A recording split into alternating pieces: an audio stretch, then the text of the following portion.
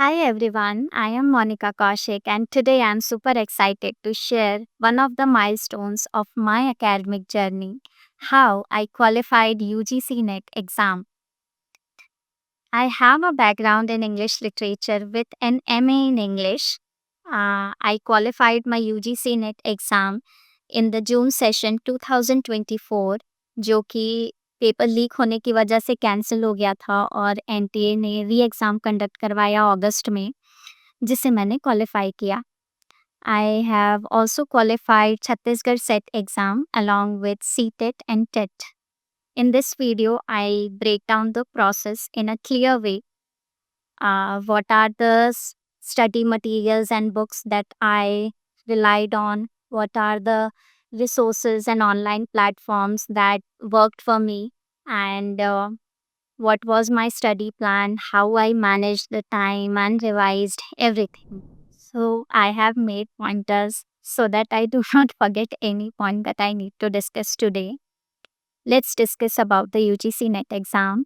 NET exam is an eligibility criteria if you want to become an assistant professor. NET exam में total हमारे पास 150 questions होते हैं, 50 questions paper 1 में and 100 questions paper 2 में. Each question carries 2 marks. Now, don't ignore paper 1. This was my second attempt, which I qualified. In my first attempt, I didn't give much importance to the preparation of paper 1, and that was the reason I couldn't qualify in my first attempt. So, do not ignore paper 1. Divide your time between the preparation of paper 1 and paper 2. So, I started off by noting down all the syllabus available on the site arpitakarwa.com. NTA ने क्या किया है, NTA ने बस units के नाम दे दिए हैं सिलेबस में जिसमें हमें ये क्लियर नहीं होता है कि उन टॉपिक्स के अंदर हमको क्या पढ़ना है. So for that you can go to arpitakarwa.com जहाँ पे मैम ने बहुत अच्छे से यूनिट वाइज सिलेबस बताया हुआ है डिटेल में कि आपको पर्टिकुलर यूनिट में क्या क्या चीज़ें पढ़नी है. Now you need to decide कि आप सेल्फ स्टडी करना चाहते हैं या किसी कोचिंग इंस्टीट्यूट के थ्रू पढ़ना चाहते हैं. And for that you need to do your own research that which online platform or which coaching institute suit best according to your needs. So, talking about me, I am going to tell you about the books that I referred to for my preparation. British history के लिए मैंने refer किया था English literature by William J Long. Literary theory and criticism के लिए beginning theory by Peter Barry. Indian literature के लिए Oxford companion to Indian literature. And for literary terms and devices I refer to glossary of literary terms by M H. Abrams. And अगर कोई important works हैं जिनकी summary मुझे पढ़नी है तो मैं स्पार्क नोट्स या फिर लिट चार्ट से पढ़ा करती थी. इन दोनों में आपको सारे ही जो भी इम्पॉर्टेंट वर्क्स हैं उनकी समरीज मिल जाएगी, उनके थीम्स, उनके जो कल्चरल बैकग्राउंड थे, symbols, everything that you need to know about a work is given there. Friends, you'll be glad to know that my UGC NET Paper 1 book has been praised for its innovative teaching style by the legendary Mr. Amitabh Bachchan. Further, if you're looking for video lectures that can explain the plot of important works of Paper 2 English, then consider enrolling in my online course for UGC NET English. I'm proud to launch India's first animated video course where I've explained over 500 important plays, novels, and poems in an engaging way. For more details, check out the description box. Now, make notes. Notes आपको बहुत अच्छे बनाने हैं ताकि आपको मन करे कि आप दोबारा उसे पढ़ो, तभी आप रिवीजन करोगे. So make notes and make notes in the chronological order only.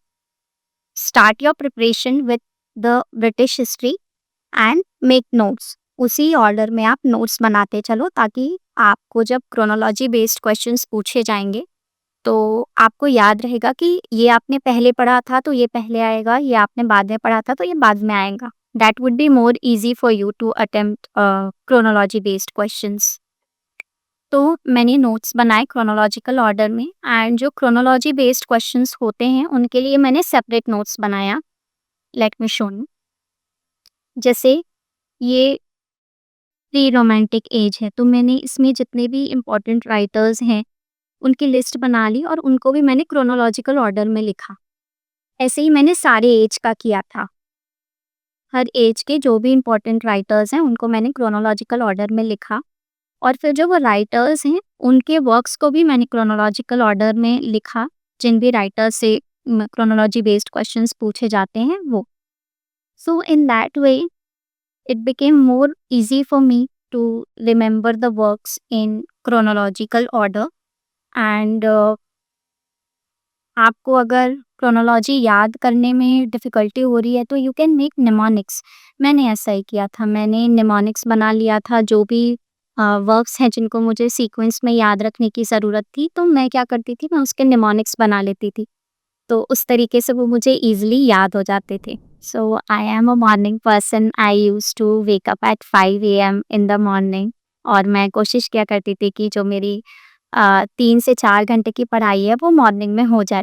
I used to study for 6 hours daily. तो मेरी जो 3-4 घंटे की पढ़ाई है या 2-3 घंटे की पढ़ाई है वो मैं ट्राई करती थी कि मैं मॉर्निंग में कंप्लीट कर लूँ। Of course I used to take small breaks in between क्योंकि आप कंटिन्यू 3-4 घंटे नहीं पढ़ सकते हो। At least I can not do it, I need break. तो मैं ऐसे करती थी एंड जो पेपर 1 की प्रिपरेशन है, वो मैं दिन के समय में करती थी। पेपर 2 मैं प्रेफ़र करती थी कि मैं मॉर्निंग में कर लूँ और पेपर 1 फिर बाकी के टाइम पे। और सोने से पहले I used to make sure कि मैं रिवीजन कर लूँ एक बार, क्योंकि सोने से पहले जो आप पढ़ते हो वो आपका माइंड ज़्यादा अच्छे से रिटेन कर पाता है। And talking about the hard topics, अगर कोई ऐसे टॉपिक्स हैं जो आपको हार्ड लग रहे हैं, तो मैं क्या करती थी कि जो भी टॉपिक मुझे हार्ड लग रहे हैं उसको मैं बहुत ज़्यादा टाइम नहीं देती थी। मैं जस्ट दिन में एक बार उसको देख लेती थी या पढ़ लेती थी। तो ऐसे जब आप डेली करो कोई चीज़, मतलब थोड़ा-थोड़ा ही पढ़ो, एक बार रीड करके छोड़ दो, तो वो ग्रेजुअली ऐसा होता है कि आपको याद रह जाता है। Now, next, which is very important, is solving PYQs.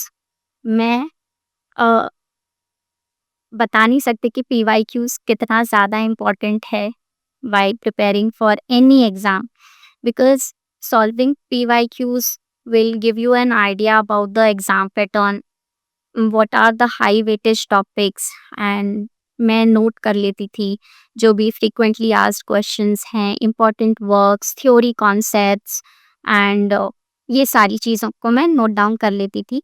Friends, if you are looking for more PYQs on this topic, you can refer to the Unit N questions in my UGC NET Paper 1 book that provides you with 6500 plus solved unit-wise questions with detailed solutions and hints.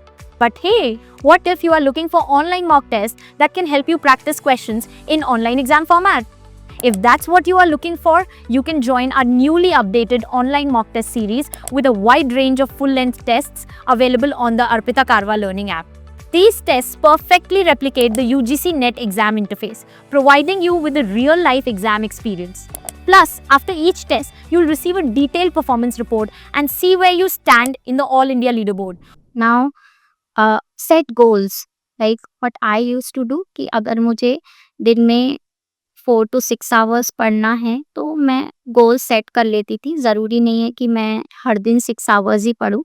मैंने target set किया हुआ होता था कि आज दिन में मुझे ये टॉपिक करना है, तो अगर वो पहले कंप्लीट हो जाता था, तो मैं पहले कंप्लीट कर लेती थी, फिर नहीं पढ़ती थी। So that is how you can do it and staying consistent is very important. Like on some days हो सकता है कि आपके घर पे कोई फंक्शन हो या पार्टी हो, जहाँ पे आपका रहना ज़रूरी हो, तो आप एक चीज़ ये कर सकते हो कि आप मॉर्निंग में जल्दी उठ के पढ़ लो।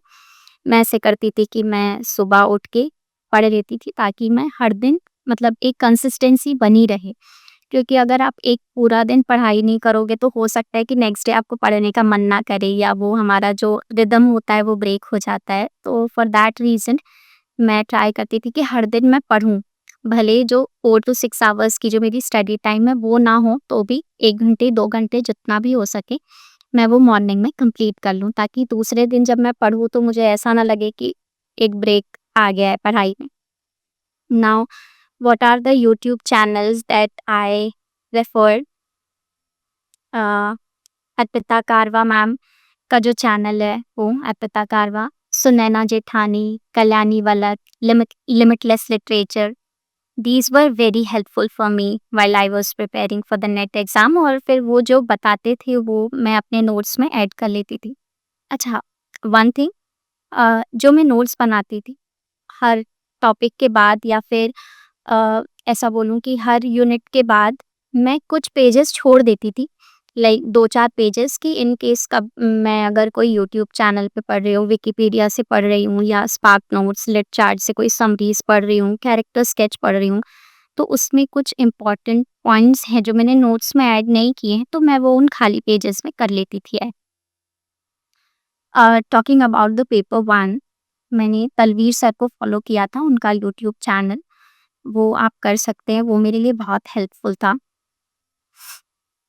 And divide your time between, I am again saying कि आपको दोनों ही पेपर को इक्वली इम्पोर्टेंस देनी है, क्योंकि अगर आप सिर्फ पेपर 2 करके चले गए और पेपर 1 आपने नहीं किया है, तो you are not going to qualify the net exam, and leave some parts. You don't have to know everything. Like what I did was, for me mathematical reasoning was little difficult, so I skipped that topic, but I made sure कि मैं बाकी के जितने भी units हैं उनको बहुत अच्छे से करूँ और उसमें जो भी क्वेश्चंस पूछे जा रहे हैं वो मुझसे बने।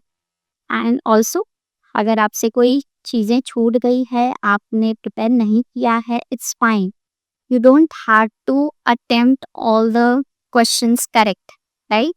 हमको 100 में 100 में नहीं लाना है, हमको सिर्फ क्वालिफाई करना है। तो ट्रस्ट योर प्रिपरेशन। जो भी रिसोर्सेज आपने फॉलो किए हैं, जो भी बुक्स आपने फॉलो किए हैं, उनको आप ट्रस्ट करिए। जो आपने कोचिंग इंस्टीट्यूट में पढ़ा है उसको आप ट्रस्ट करो। अपने रिसोर्सेज चेंज नहीं करो बार बार, एक ही पे स्टिक रहो, उसको बार बार रिवाइज करो। Revision is the key. I prioritise the important areas. जब मैं PYQ सॉल्व कर रही थी तब मुझे समझ में आ गया था कि कौन कौन से टॉपिक्स हैं जिसमें से सबसे ज़्यादा क्वेश्चंस पूछे जा रहे हैं।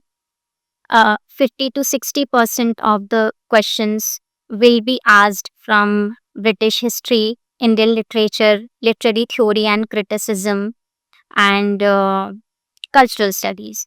So these units are very important. Make sure that you complete these topics first and then go to the other topics or other units. Research methodology से एक क्वेश्चंस हमेशा ही पूछे जाते हैं, MLA, तो उसको आप बहुत अच्छे से प्रिपेयर कर लो। तो ये सारे जो टॉपिक्स हैं, इम्पॉर्टेंट टॉपिक्स, उनको कवर करने के बाद ही आप वर्ल्ड लिटरेचर में जाओ। This is what I did. And make short notes. आपने एक नोट्स बनाया, उसको आपने बार बार रिवीजन किया, और जब आप बार बार रिवीजन करते हो तो आपको पता चल जाता है कि क्या आपकी वीकनेसेस हैं, कौन से ऐसे टॉपिक्स हैं या कौन से ऐसे ऑथर्स हैं या उनके वर्क्स हैं जिनको आप बार बार भूल रहे हो।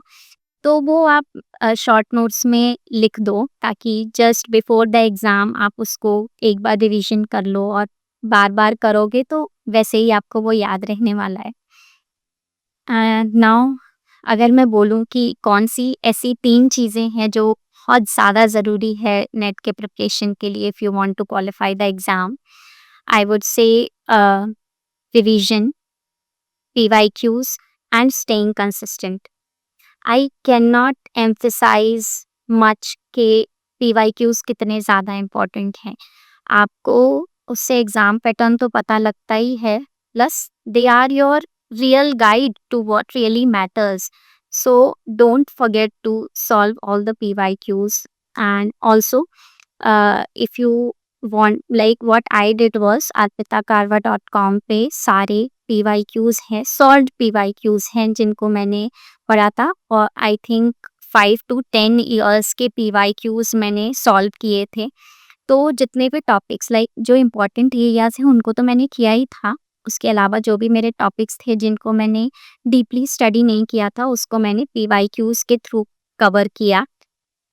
इससे मेरा टाइम भी बहुत बचा और मैंने इम्पॉर्टेंट पार्ट्स को पूरा कवर कर लिया। अब जो मैंने फर्स्ट अटेम्प्ट दिया था नेट का, उसका रिज़ल्ट मेरे पास था ही, जिससे मैंने क्वालिफ़ाई नहीं किया था, तो मैंने उसमें नॉट क्वालिफ़ाइड की जगह क्वालिफ़ाइड कर दिया था एडिट करके, और मेरी फ़ोटो तो उसमें लगी हुई थी। तो जिस टैबलेट से मैं प्रिपेयर किया करती थी, उस टैबलेट में मैंने उसको एज़ अ वॉलपेपर लगा दिया। तो हर दिन जब मैं पढ़ती थी टैबलेट से, तो उसको ओपन करने से पहले वो मैं एक बार देख लेती थी। तो एक तरीके से वो मेरा मैनिफेस्टेशन था। And every day I used to tell myself that I am qualified for the UGC NET exam. And of course सिर्फ मैनिफेस्टेशन से काम नहीं चलेगा, you also need to make equal amount of efforts. And yes, if you are someone who is preparing for the NET exam or even thinking about it, trust me, you can do it. It's just about the strategy, discipline, and the right guidance. And the most important thing, staying consistent. Thank you.